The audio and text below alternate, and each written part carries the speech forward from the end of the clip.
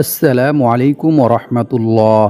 প্রিয় ভিউয়ার্স, সালামের উত্তর দেওয়া ওয়াজিব, তাই সকলেই কমেন্ট বক্সে সালামের উত্তর দিয়ে যাবেন। সম্মানিত ভিউয়ার্স, ভিডিওটি ভালো লাগলে, ভিডিওটির দ্বারা উপকৃত হলে ভিডিওতে লাইক করে আমিন লিখে কমেন্ট করবেন। তারপর ভিডিওটি শেয়ার করে চ্যানেলটি সাবস্ক্রাইব করে আমাদের পাশে থাকবেন। সম্মানিত ভিউয়ার্স, আজকের ভিডিওতে আলোচনা করব এমন 7টি মূল্যবান আমল সম্পর্কে, যে আমলগুলি করিলে আপনার সমস্ত বিপদ আপদ, বালা মুসিবত, দুশ্চিন্তা দূর হয়ে যাবে এবং আল্লাহ পাক রব্বুল আলামিন আপনার জীবনের সকল গুনাহ মাফ করে দিবেন এবং আপনার দারিদ্রতা দূর করে আপনাকে অনেক টাকা পয়সা, ধন সম্পদের মালিক বানিয়ে দিবেন। সুবহানাল্লাহ, আল্লাহু আকবার। সম্মানিত ভিউয়ার্স, এই আমলগুলি কোরআন হাদিস দ্বারা প্রমাণিত, তাই আমলগুলিকে অবহেলা না করে সম্পূর্ণ ভিডিওটি মনোযোগ দিয়ে দেখতে থাকুন। আর আমলগুলি যদি আপনি নিয়মিত করতে পারেন, তাহলে ইনশাআল্লাহ আল্লাহ পাক রব্বুল আলামিন আপনার দারিদ্রতা দূর করে দিবেন এবং আপনাকে অনেক টাকা পয়সা, ধন সম্পদ দান করবেন ইনশাআল্লাহ। আল্লাহ তাআলা বলেন, নিশ্চয়ই মানুষকে সৃষ্টি করা হয়েছে অস্থির করে। যখন তাকে বিপদাপদ স্পর্শ করে তখন সে অতিমাত্রায় অস্থির এবং চিন্তিত হয়ে পড়ে। সূরা মাআরিজ আয়াত নং 19-20। এই কারণে আল্লাহ পাক রব্বুল আলামিন পবিত্র কোরআনের মধ্যে বলেন, লা তাকনাতু মির রাহমাতিল্লাহ, অর্থ, হে আমার বান্দা, তোমরা আমার রহমত থেকে নিরাশ হইও না। তাই আল্লাহর রহমত থেকে নিরাশ হওয়া যাবে না, বরং সর্ব অবস্থায় আল্লাহকে স্মরণ করতে হবে। যতই বিপদ আপদ, বালা মুসিবত আসুক না কেন, অবশ্যই আল্লাহকে বেশি বেশি স্মরণ করতে হবে। কারণ আল্লাহ পাক রব্বুল আলামিন বিপদ আপদ দেন বান্দাকে পরীক্ষা করার জন্য। বান্দা যদি বিপদ আপদের সময় আল্লাহ তাআলাকে স্মরণ করে, আল্লাহ তাআলাকে বেশি বেশি ডাকে, তাহলে আল্লাহ তাআলা অন্য সময় বান্দাকে আরও বেশি সাহায্য করেন। সুবহানাল্লাহ, আল্লাহু আকবার। সুতরাং এ কারণে সর্ব অবস্থায় সবসময় আল্লাহর দয়া ও অনুগ্রহের আশায় থাকতে হবে। সম্মানিত ভিউয়ার্স, অন্য এক আয়াতে আল্লাহ তাআলা বলেন, যদি তোমাদের উপর আল্লাহর অনুগ্রহ ও তার দয়া না থাকতো, তাহলে তোমরা ধ্বংস হয়ে যেতে। আর নিশ্চয়ই আল্লাহ তাআলা অধিক তাওবা গ্রহণকারী। সূরা নূর আয়াত নং 10। সম্মানিত ভিউয়ার্স, অভাব থেকে মুক্তির জন্য আল্লাহ তাআলার কাছে চাইতে হবে। আর আল্লাহ তাআলা বান্দার প্রার্থনা ফিরিয়ে দেন না। অবশ্যই আল্লাহ তাআলা বান্দার দোয়া কবুল করেন। কারণ আল্লাহ তাআলা বলেন, তোমরা আমাকে ডাকো, আমি তোমাদের ডাকে সাড়া দেব। নিশ্চয়ই যারা অহংকার বশত আমার ইবাদত থেকে তথা আমাকে ডাকা থেকে, আমার কাছ থেকে চাওয়া থেকে বিমুখ থাকে, অর্থাৎ আমাকে ডাকে না, আমার কাছে চায় না, তারা অচিরেই লাঞ্ছিত হয়ে জাহান্নামে প্রবেশ করবে। নাউজুবিল্লাহি মিন যালিক। সূরা গাফির আয়াত নং 60। সম্মানিত ভিউয়ার্স, জীবনে ইচ্ছা পূরণের অনেক উপায় খুঁজে বেরিয়েছেন। মনের আশা পূর্ণ করতে অনেকের কাছে গিয়েছেন, গলায় তাবিজ ঝুলিয়েছেন, পীরের পা দোয়া পানি খেয়েছেন, অনেক কষ্ট করেছেন, অনেক সাধনা করেছেন, সব কিছু থেকে বিফল হয়ে নিরাশ হয়ে পড়েছেন। অথচ এটা ভাবিনি যে মহান আল্লাহ তাআলা ও তার রাসূল সাল্লাল্লাহু আলাইহি ওয়াসাল্লাম এ ব্যাপারে কি বলেছেন। সম্মানিত ভিউয়ার্স, মানুষের আকাঙ্ক্ষার কোনো কমতি নেই, নেই প্রত্যাশা ও উচ্চ বিলাসিতার সীমা। এক এক সময় এক একটা ইচ্ছে ও চাওয়া মনে উদিত হয়। কোনোটা ভালো, আবার কোনোটা হয় মন্দ ও অমঙ্গলজনক। কিন্তু তারপরেও প্রতিটি মানুষ চায় তার মনের আশা পূর্ণ হোক। সম্মানিত ভিউয়ার্স, আজকের ভিডিওতে আমি আপনাদেরকে এমন কিছু আমল ও দোয়া শিখিয়ে দেব, যে আমলগুলি করিলে বা দোয়াগুলি পাঠ করিলে আপনার মনের সকল ইচ্ছা আল্লাহ তাআলা পূর্ণ করবেন ইনশাআল্লাহ। এবং আপনি আল্লাহ তাআলার কাছে যা চাইবেন, আল্লাহ তাআলা আপনাকে তাই দান করবেন। সুবহানাল্লাহ। সম্মানিত ভিউয়ার্স, আমলগুলির মধ্য থেকে প্রথম আমলটি হচ্ছে ইস্তেগফার পাঠ করা। সম্মানিত ভিউয়ার্স, ইস্তেগফার অনেক গুরুত্বপূর্ণ এবং ফজিলতপূর্ণ আমল। ইস্তেগফার সম্পর্কে কোরআন এবং হাদিস শরীফের মধ্যে অনেক গুরুত্ব দেওয়া হয়েছে এবং ইস্তেগফারের অসংখ্য অগণিত পুরস্কারের বিষয়ে কোরআন এবং হাদিসের মধ্যে বর্ণনা করা হয়েছে। সম্মানিত ভিউয়ার্স, আজকের ভিডিওতে আমি আপনাদেরকে ইস্তেগফারের কিছু গুরুত্বপূর্ণ পুরস্কার সম্পর্কে জানিয়ে দেব এবং প্রথমে আমি আপনাদেরকে ইস্তেগফার পাঠ করার গুরুত্ব ও ফজিলত সম্পর্কে কোরআন এবং হাদিস থেকে জানিয়ে দেব ইনশাআল্লাহ। আল্লাহ তাআলা বলেন, আমি অবশ্যই ক্ষমাশীল তার প্রতি, যে ব্যক্তি তাওবা করে, ঈমান আনে, সৎকর্ম করে ও সৎপথে অবিচল থাকে। সূরা তাহা আয়াত নং 82। সম্মানিত ভিউয়ার্স, মানবজাতিকে শিক্ষা দেওয়ার জন্য আল্লাহ তাআলা বলেন, তুমি তোমার প্রতিপালকের প্রশংসা সহ তার পবিত্রতা ও মহিমা ঘোষণা করো এবং তার কাছে ক্ষমা প্রার্থনা করো। নিশ্চয়ই তিনি তাওবা কবুলকারী। সূরা নাসর আয়াত নং 3। আল্লাহ তাআলা আরও বলেন, আর যে ব্যক্তি আল্লাহকে ভয় করবে, আল্লাহ তাআলা তার সমস্ত সমস্যা থেকে উত্তরণের পথ বের করে দিবেন, আর তাকে এমন জায়গা থেকে রিজিক দান করবেন যা সে কল্পনাও করতে পারবে না। অর্থাৎ তার ধারণার বাইরে থেকে গায়বীভাবে আল্লাহ তাআলা তার রিজিকের ব্যবস্থা করে দিবেন। সুবহানাল্লাহ। আর যে ব্যক্তি আল্লাহর উপর ভরসা করবে, তার জন্য তিনিই যথেষ্ট হবেন। নিশ্চয়ই আল্লাহ তাআলা তার সমস্ত ইচ্ছা পূরণ করবেনই। সুবহানাল্লাহ। আল্লাহু আকবার। সূরা তালাক আয়াত নং 2 থেকে 3।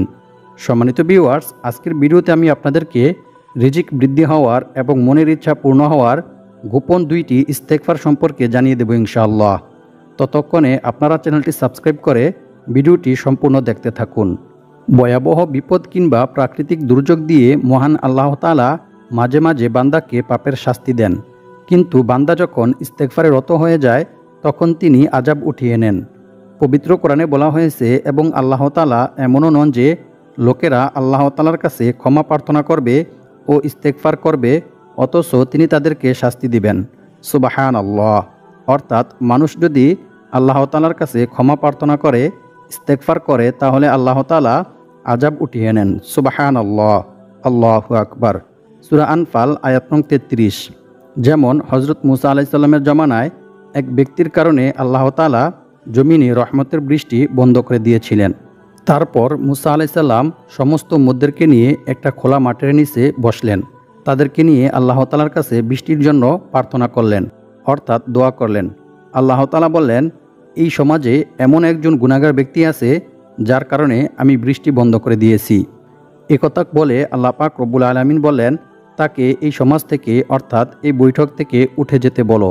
যদি সে উঠে যায় তাহলে আমি জমিনে রহমতের বৃষ্টি দেব। একথা শুনে হযরত মুসা আলাইহিস সালাম সমস্ত মানুষের কাছে তা এলান করে দিলেন। একথা শোনার পর ওই গুনাহগার ব্যক্তি মনে মনে আল্লাহ তাআলার কাছে এমনভাবে তাওবা করলেন যে আল্লাহ তাআলা তার তাওবা কবুল করে সাথে সাথে বৃষ্টি বর্ষণ করলেন। সুবহানাল্লাহ। আল্লাহু আকবার। সম্মানিত ভিউয়ার্স, এই হাদিস দ্বারা বা এই ঘটনা দ্বারাও বোঝা যায় যে গুনাহের কারণে আল্লাহ তাআলা জমিনে আযাব ও গজব দিয়ে থাকেন, কিন্তু বান্দা যখন আল্লাহ তাআলার কাছে ইস্তেগফার করে তখন আল্লাহ তাআলা আযাব গজব উঠিয়ে নেন। সুবহানাল্লাহ। মানুষকে বিপদ আপদ বালা মুসিবত থেকে মুক্তি দান করেন। সুবহানাল্লাহ। আল্লাহু আকবার। সম্মানিত ভিউয়ার্স, ইস্তেগফার পাঠ করলে যে আল্লাহ তাআলা কি পরিমাণ খুশি হয় আপনি তা চিন্তাও করতে পারবেন না। রাসূল সাল্লাল্লাহু আলাইহি ওয়াসাল্লাম বলেন, মরুভূমিতে হারিয়ে যাওয়া উট খুঁজে পেয়ে উটের মালিক যতটা খুশি হয়, যখন কোনো গুনাহগার বান্দা আল্লাহ তাআলার কাছে তাওবা করে তখন আল্লাহ তাআলা এর চাইতে বেশি খুশি হন। সুবহানাল্লাহ। আল্লাহু আকবার। বুখারী শরীফ হাদিস নং 6309। আবু মুসা রাদিয়াল্লাহু তাআলা আনহু বলেন, আমাদের সুরক্ষা দানকারী 2টি জিনিস ছিল, তার মধ্য থেকে একটি জিনিস চিরদিনের জন্য হারিয়ে গেছে, আর সেটি হলো আমাদের মাঝে রাসূল সাল্লাল্লাহু আলাইহি ওয়াসাল্লামের উপস্থিতি, আর দ্বিতীয় জিনিসটি হচ্ছে ইস্তেগফার, যা এখনও আমাদের মাঝে বিদ্যমান রয়ে গেছে। যেদিন এটিও হারিয়ে যাবে, অর্থাৎ ইস্তেগফার করার মতো আর কোনো মানুষ থাকবে না, সেই দিন আমাদের জন্য ধ্বংস অনিবার্য। নাউযু বিল্লাহি মিন যালিক। সুতরাং সমস্ত বিপদ আপদ, বালা মুসিবত, দুঃখ কষ্ট, দুশ্চিন্তা, আযাব ও গজব থেকে বাঁচতে চাইলে বেশি বেশি তাওবা ইস্তেগফার পাঠ করতে হবে। অন্য এক হাদিসে বলা হয়েছে, আবু হুরায়রা রাদিয়াল্লাহু তাআলা আনহু থেকে বর্ণিত, তিনি বলেন, আমি রাসূল সাল্লাল্লাহু আলাইহি ওয়াসাল্লামকে বলতে শুনেছি, রাসূল সাল্লাল্লাহু আলাইহি ওয়াসাল্লাম বলেন, আল্লাহর শপথ, আমি প্রতিদিন আল্লাহ তাআলার কাছে 70 বারের অধিক তাওবা ইস্তেগফার পাঠ করি। সুবহানাল্লাহ। অন্য এক হাদিসের মধ্যে বলা হয়েছে, রাসূল সাল্লাল্লাহু আলাইহি ওয়াসাল্লাম বলেন, যার আমলনামায় ইস্তেগফার অধিক সংখ্যায় পাওয়া যাবে তার জন্য রইল সুসংবাদ। সুবহানাল্লাহ। আল্লাহু আকবার।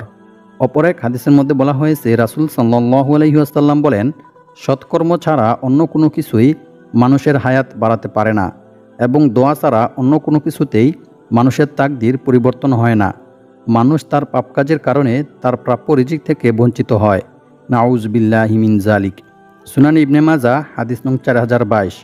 অর্থাৎ মানুষ যদি গুনাহ করে তাহলে আল্লাহ তাআলা তার রিজিক ছিনিয়ে নেয়, আর যখন সে আল্লাহ তাআলার কাছে তাওবা ইস্তেগফার করে, ক্ষমা প্রার্থনা করে, তখন আল্লাহ তাআলা তার গুনাহগুলিকে নেকি দ্বারা পরিবর্তন করে দেন এবং তার রিজিক বৃদ্ধি করে দেন। সুবহানাল্লাহ, আল্লাহু আকবার। অন্য এক হাদিসের মধ্যে বলা হয়েছে, রাসূল সাল্লাল্লাহু আলাইহি ওয়াসাল্লাম বলেন, যে ব্যক্তি ইস্তেগফার তথা ক্ষমা প্রার্থনা করাকে নিজের জন্য আবশ্যক করে নেবে, আল্লাহ তাআলা তাকে গায়বীভাবে রিজিকের ব্যবস্থা করে দিবেন। সুবহানাল্লাহ, আল্লাহু আকবার। সম্মানিত ভিউয়ার্স, এখন আলোচনা করব যে দুইটি ইস্তেগফার পাঠ করিলে আল্লাহ তাআলা আপনার জীবনের সকল গুনাহ মাফ করে দিবেন এবং আপনার ধন সম্পদ বৃদ্ধি করে দিবেন এবং আল্লাহ পাক রব্বুল আলামিন আপনার মনের সকল ইচ্ছা পূর্ণ করবেন। সুবহানাল্লাহ। আব্দুল্লাহ ইবনে আব্বাস রাদিয়াল্লাহু তাআলা আনহু থেকে বর্ণিত, তিনি বলেন, রাসূল সাল্লাল্লাহু আলাইহি ওয়াসাল্লাম বলেছেন, যে ব্যক্তি বেশি বেশি তাওবা ইস্তেগফার পাঠ করবে, আল্লাহ তাআলা তার সমস্ত সমস্যা থেকে উত্তরণের পথ বের করে দিবেন এবং তার সমস্ত দুশ্চিন্তা মিটিয়ে দিবেন এবং অকল্পনীয় উৎস থেকে গায়বীভাবে আল্লাহ তাআলা তার রিজিকের ব্যবস্থা করে দিবেন। সুবহানাল্লাহ, আল্লাহু আকবার। সুনানে আবু দাউদ হাদিস নং 1520। সম্মানিত ভিউয়ার্স, ইস্তেগফারটি হচ্ছে, আল্লাহুম্মা ইন্নী আউযু বিকা মিনাল কিল্লাতি ওয়াল ফাকরি ওয়াল যিল্লাতি ওয়া আউযু বিকা আন আযলিমা আও উযলিমা। এছাড়াও আরও একটি ইস্তেগফার রয়েছে, সেটি হচ্ছে, আল্লাহুম্মা গফিরলি যামবি ওয়া ওয়াসি'লি ফি দারি ওয়া বারিক লি ফি রিজকি। এই দুইটি ইস্তেগফার বেশি বেশি পাঠ করিলে আল্লাহ তাআলা আপনার জীবনের সকল গুনাহ মাফ করে দিবেন এবং আপনার দারিদ্রতা দূর করে দিবেন এবং আল্লাহ পাক রব্বুল আলামিন আপনার মনের সকল ইচ্ছা পূর্ণ করবেন ইনশাআল্লাহ। সম্মানিত ভিউয়ার্স, বিপদ আপদ বালা মুসিবত থেকে মুক্তি পাওয়ার 2 নং আমলটি হচ্ছে দোয়া করা। আল্লাহ তাআলার কাছে বেশি বেশি দোয়া করতে হবে, কারণ দোয়া হচ্ছে মুমিনের হাতিয়ার। দোয়া কবুলের মাধ্যমে অসম্ভবকেও আল্লাহ তাআলা সম্ভব করে দেন। সুবহানাল্লাহ। পবিত্র কোরআনে আল্লাহ তাআলা বলেন, তোমরা আমার কাছে দোয়া করো, আমি তোমাদের দোয়া কবুল করব। সূরা মুমিন আয়াত নং 60। রাসূল সাল্লাল্লাহু আলাইহি ওয়াসাল্লাম বলেছেন, দোয়া ছাড়া আর কিছুই আল্লাহর সিদ্ধান্তকে বদলাতে পারে না। তিরমিজি শরীফ হাদিস নং 2139। সুতরাং আল্লাহ তাআলার কাছে বেশি বেশি দোয়া করতে হবে, তবেই আল্লাহ তাআলা আপনার ভাগ্য পরিবর্তন করে দিবেন, আপনার রিজিক বৃদ্ধি করে দিবেন এবং আপনি আল্লাহর কাছে যা চাইবেন আল্লাহ তাআলা আপনাকে তাই দান করবেন। অন্য এক হাদিসে বলা হয়েছে, নোমান ইবনে বশির রাদিয়াল্লাহু তাআলা আনহু থেকে বর্ণিত, তিনি বলেন, রাসূল সাল্লাল্লাহু আলাইহি ওয়াসাল্লাম বলেছেন, দোয়াই হচ্ছে ইবাদতের মগজ বা মূল। সম্মানিত ভিউয়ার্স, ইবাদত একটি ব্যাপক অর্থবোধক শব্দ। দোয়া যে ইবাদত, এতে কোনো সন্দেহ নেই। দোয়া সম্পর্কে রাসূল সাল্লাল্লাহু আলাইহি ওয়াসাল্লাম আরও বলেন, আল্লাহর নিকট বান্দার দোয়া অপেক্ষা অধিক মূল্যবান জিনিস আর কিছুই নেই। সুবহানাল্লাহ। তিরমিজি শরীফ হাদিস নং 3292। এছাড়াও অন্য এক হাদিসে বলা হয়েছে, আবু হুরায়রা রাদিয়াল্লাহু তাআলা আনহু থেকে বর্ণিত, তিনি বলেন, যে ব্যক্তি কামনা করে যে বিপদ ও সংকটের সময় আল্লাহ তাআলা তার দোয়া কবুল করুক, সে যেন সুখের সময়, শান্তির সময় অধিক পরিমাণে আল্লাহ তাআলার কাছে দোয়া করে। তিরমিজি শরীফ হাদিস নং 3382। সুতরাং সর্ব অবস্থায় সব সময় আল্লাহ তাআলার কাছে বেশি বেশি দোয়া করতে হবে। অন্য এক হাদিসে বলা হয়েছে, রাসূল সাল্লাল্লাহু আলাইহি ওয়াসাল্লাম বলেন, যে ব্যক্তি আল্লাহ তাআলার কাছে কিছু চায় না, আল্লাহ তাআলার কাছে দোয়া করে না, আল্লাহ তাআলা তার প্রতি নারাজ হন। নাউযু বিল্লাহি মিন যালিক। জামিয়া তিরমিজি হাদিস নং 2686। সুতরাং বেশি বেশি আল্লাহ তাআলার কাছে দোয়া করতে হবে এবং আল্লাহ তাআলার কাছে বেশি বেশি চাইতে হবে। বিপদের সময় হোক কিংবা অন্য কোনো সময় হোক, যে কোনো পরিস্থিতিতে যে কোনো সময়ই আল্লাহ তাআলার কাছে বেশি বেশি দোয়া করতে হবে।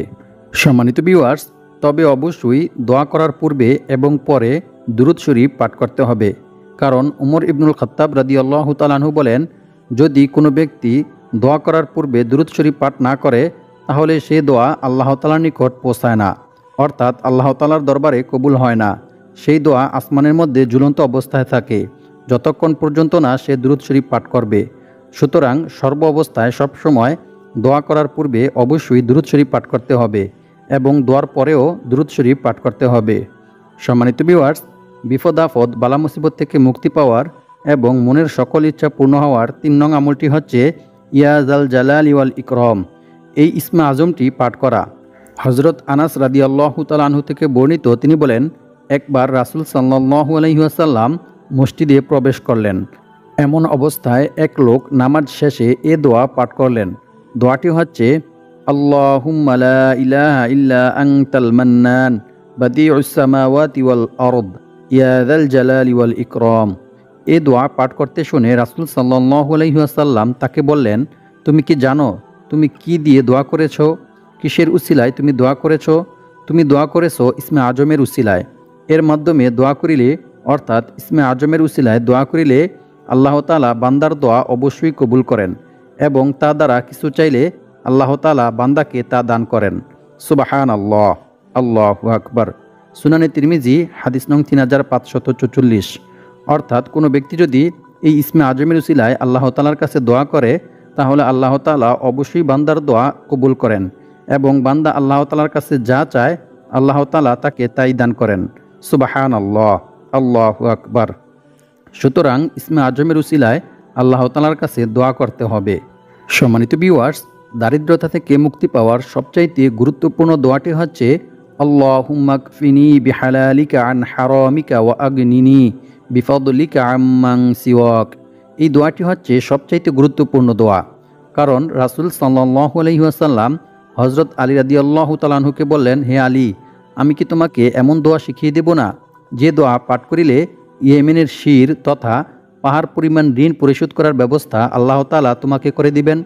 তখন হযরত আলী রাদিয়াল্লাহু তাআলা আনহু বললেন, অবশ্যই ইয়া রাসূলুল্লাহ সাল্লাল্লাহু আলাইহি ওয়াসাল্লাম, আপনি আমাকে এই দোয়া শিখিয়ে দিন। তারপর রাসূল সাল্লাল্লাহু আলাইহি ওয়াসাল্লাম বললেন, তুমি সবসময় এই দোয়াটি পাঠ করবে। দোয়াটি আমি আপনাদেরকে পূর্বেই পাঠ করে শুনিয়েছি, আপনারা শুনে শুনে মুখস্থ করে নেবেন। আল্লাহ পাক রব্বুল আলামিন আমাদের সবাইকে এই আমলগুলি করে, এই দোয়াগুলি পাঠ করে আমাদেরকে দারিদ্রতা থেকে মুক্ত হওয়ার তৌফিক দান করুক এবং অনেক টাকা পয়সা ধন সম্পদের মালিক হওয়ার তৌফিক দান করুক। আমিন।